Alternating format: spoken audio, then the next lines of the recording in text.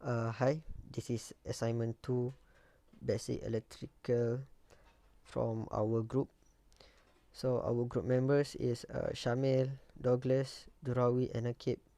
So we're gonna do the presentation of assignment 2. Question number 1A. Active and passive element with example. Active element is power supply. The power is delivered by the elements. Example of active element is such as battery, wall socket, generators, diodes. Passive element is passive element are not generating anything. The power is absorbed by the element.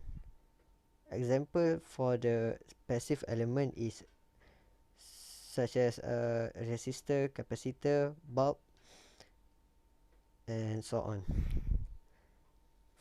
For the question 1B, parallel and series circuits resistor as a load.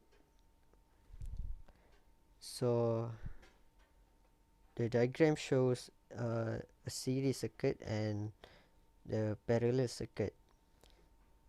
So the difference between series and parallel is the voltage, current and resistance.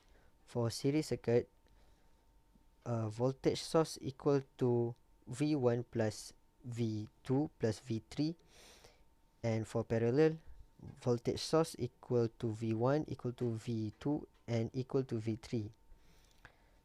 For current, I source equal to I1 equal to I2 and equal to I3, and for parallel, I source is equal to I1 plus I2 plus I3.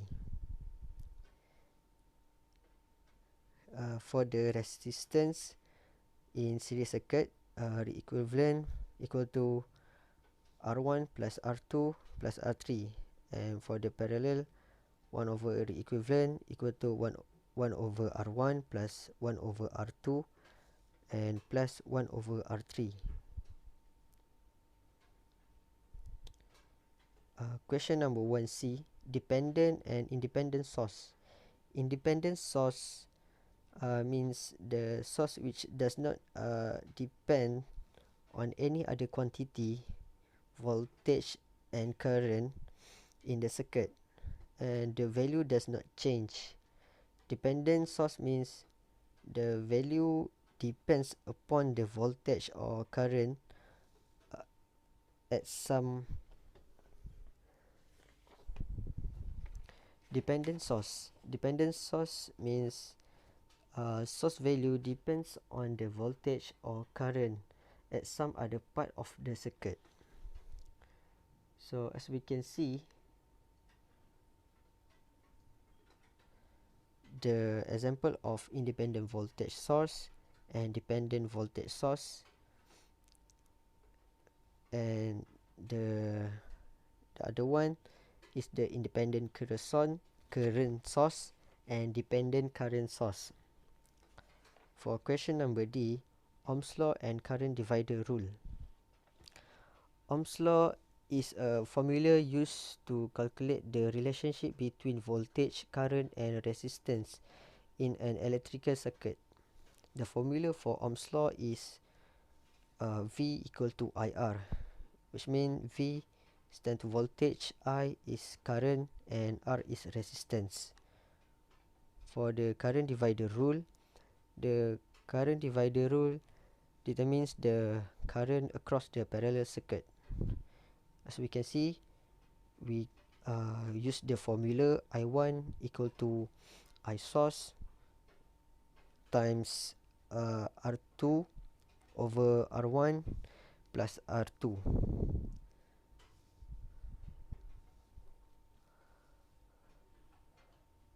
Question number 1E, Kirchhoff current law and Kirchhoff voltage law.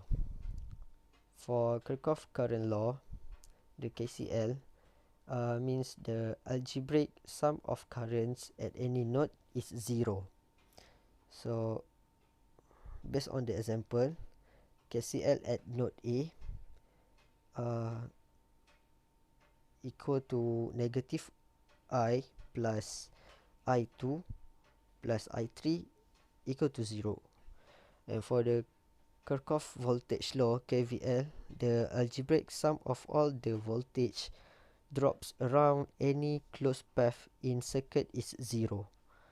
So based on the example given, the negative voltage source plus V1 plus V2 equal to 0. Question number 2. Inductor. The definition of inductor.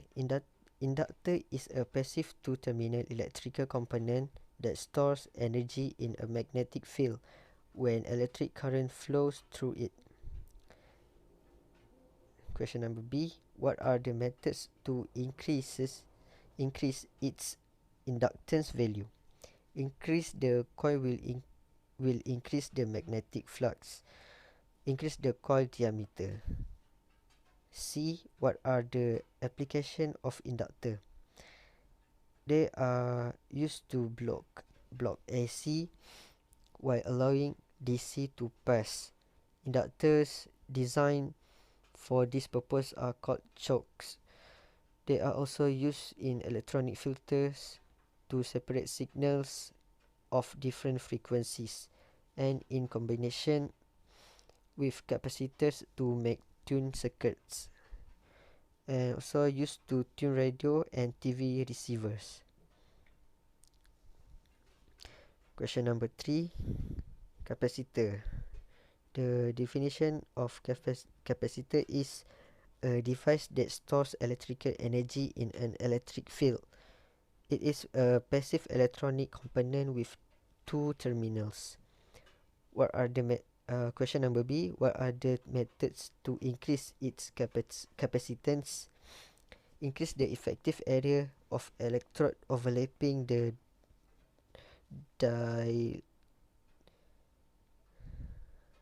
increase the effective area of electrode overlapping the electric. Larger plates provide greater capacity to store electric charge. Therefore, as the area of the plates increase, capacitance increases. Capacitance is directly proportional to the electrostatic force field between the plates. This field is stronger when the plates are closer together. Question number C. Question C. What are the applications of capacitor? Capacitor are devices which store electrical charge. They are basic component of electronics and have a host of various applications. The most common use for capacitor is energy storage. Additional uses include power conditioning, signal coupling and decoupling, electronic noise filtering and remote sensing. And question number 4. Consider the circuit in figure 3.13a under DC conditions. Find A. I, VC and IL. For B, the energy stored in the capacitor and inductor.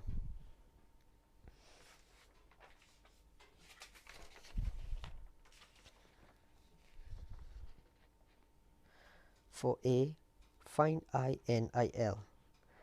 As we know, first of all, we replace the capacitor with an open circuit and the inductor with short circuit. So we can find the IL, which means IL equal to 12/6, and we got 2 amps. And for the VC, the VC is the same as the voltage across the 5 ohm resistor. So VC equal to 5 times 2, and we got the VC equal to 10 volt. For B, the energy in capacitor, we do the calculation for the energy in capacitor, and we got the WC equal to 50 joule, and the energy in the inductor, we get the WL equal to 4 joule. And number 5, obtain the energy stored in each capacitor and figure 3.12a under DC conditions. So the current is equal to I equal to 6 milliamp times 6 over 3 plus 2 plus 4, we got 2 milliamps. And for the V1, we can calculate for the voltage 1, we got 4 volt. And for the V2, we got V2 equal to 8 volt.